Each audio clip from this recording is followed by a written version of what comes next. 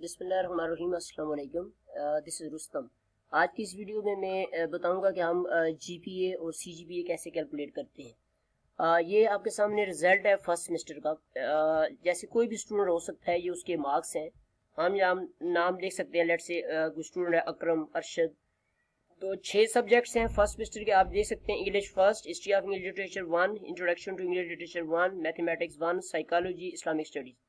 तो ये total marks है 100 जो कि टीचर के पास होते हैं। जैसे Ahmedabad university of science and technology में ये जो 100 मार्क्स होते हैं, इसमें 20 जो मार्क्स होते हैं वो फॉर्मेटिव असेसमेंट है, यानी सेशनल वर्क है, और 30 जो है मिड टर्म होता है, और 50 जो है फाइनल टर्म होता है। ये टोटल होते हैं 100 मार्क्स। लेट्स से इस 100 इंग्लिश 1 में से इस बच्चे ने 100 में से 60 नंबर लिए हैं, 60%। और हिस्ट्री ऑफ लिटरेचर में इसने 56 नंबर लिए हैं, और इसी तरह इंट्रोडक्शन टू इंग्लिश लिटरेचर में 100 में से उसने 73 लिए हैं, मैथमेटिक्स में 83 लिए हैं, साइकोलॉजी में 65 और इस्लामिक स्टडीज में 90। ये एक बच्चे का हम निकाल रहे हैं जीपीए। तो अब इनको, ये जो मार्क्स हैं आपके सामने नजर आ रहे हैं, इनको हम कहते हैं परसेंटेज मार्क्स। इनको आपने न्यूमेरिक ग्रेड में कन्वर्ट करना है, एनजी।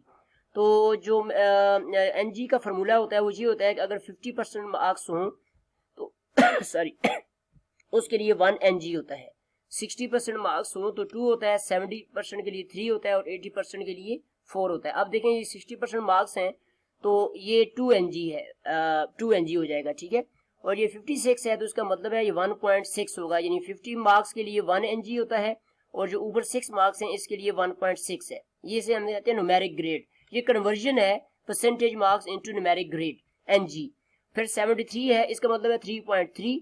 83 का मतलब होता है 4, यानी 80 एंड 8 अबाव जितने मार्क्स होते हैं वो 84 हैं।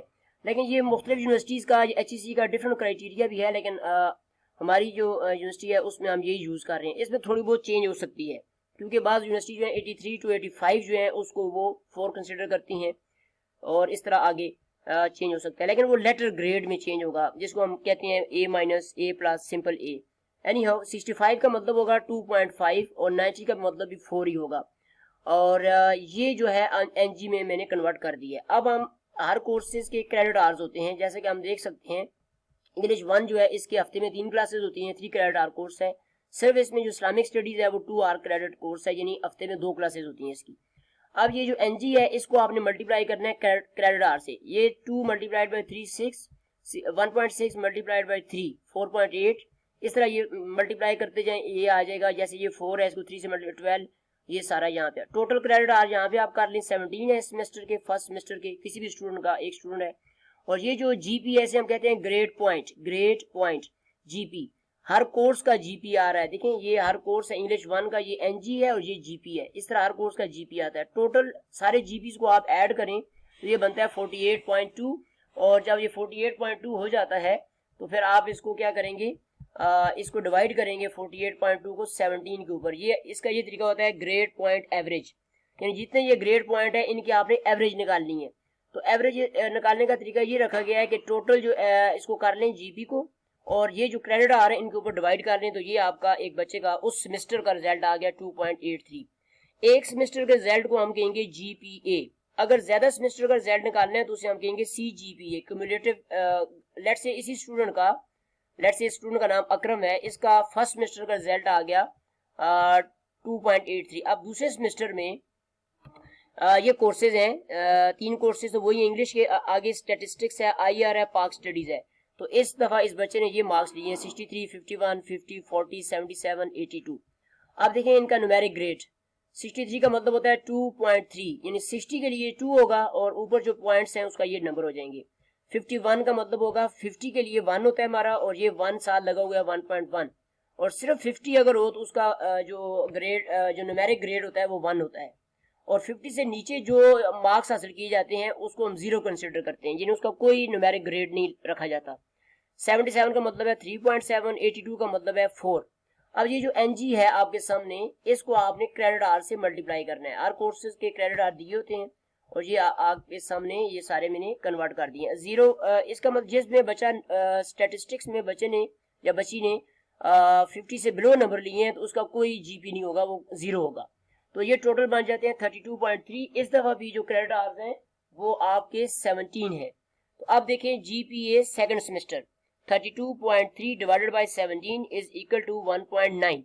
तो इस दफा इस बच्चे की परफॉर्मेंस जो है सेकंड सेमेस्टर में लो आई है। पहले सेमेस्टर में 2.83 था और इस सेमेस्टर में 2.83 का मतलब होता है तकरीबन 68 मार्क्स परसेंट, और 1.9 का मतलब होता है 59% मार्क्स। अब देखें आपने क्या करना है, CGPA निकालना है। CGPA cumulative grade point average. इसका क्या तरीका होगा कि टोटल जीपीज यानी फर्स्ट सेमेस्टर के जीपी जो है वो थे 48.2। ये मैं आपको स्क्रॉल करके दिखा देता हूँ, ये लिखा हुआ 48.2 टॉप पे। सेकंड सेमेस्टर का जो ग्रेड पॉइंट से वो था 32.3, ये सामने लिखे हैं आपके, और इनको ऐड किया तो ये टोटल 80.5 आ गया। ये है आपका total GPs. Total credit hours आपके हैं फर्स्ट सेमेस्टर के 17, इसके भी हैं 17, ये है 34। तो अब क्या करेंगे 80.5 और let's me type here 80.5 divided by 34 then is equal to 2.36। तो ये है जी आपका CGPA यानी 2.36 CGPA। CGPA जो होता है वो 2 या 3 या 4 या 5 सेमेस्टर का होता है। सिर्फ एक सेमेस्टर का जब आप रिजल्ट निकालते हैं उसे हम कहते हैं GPA।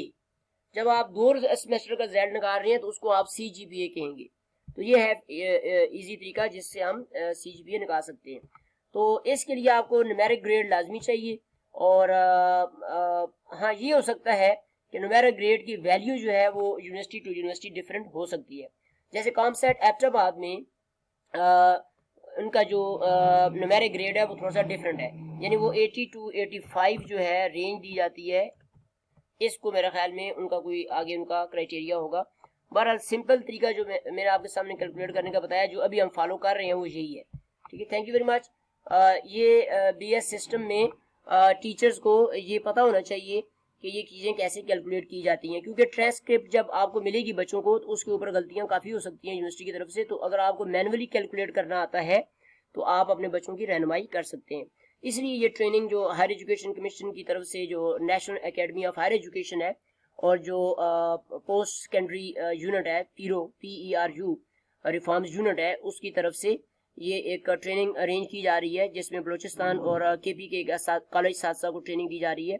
तो जितना आप एम्पावर होंगे, जितना आपकी कैपेसिटी बिल्डिंग होगी, जितना आपको चीज़ों का नो हाउ होगा, इतना ही आप स्टूडेंट्स के लिए बेहतर टीचर साबित होंगे।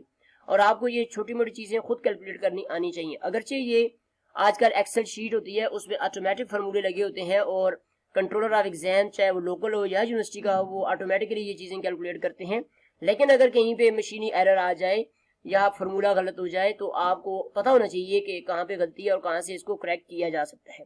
Total reliance on technology may be fatal for us. तो आपको एजुकेशनल टेक्नोलॉजी को कंट्रोल में रखना है, आपको पूरा इसका नॉलेज हासिल होना चाहिए और आप ताकि बच्चों की अच्छी तरह रहनुमाई कर सकें। Thank you very much.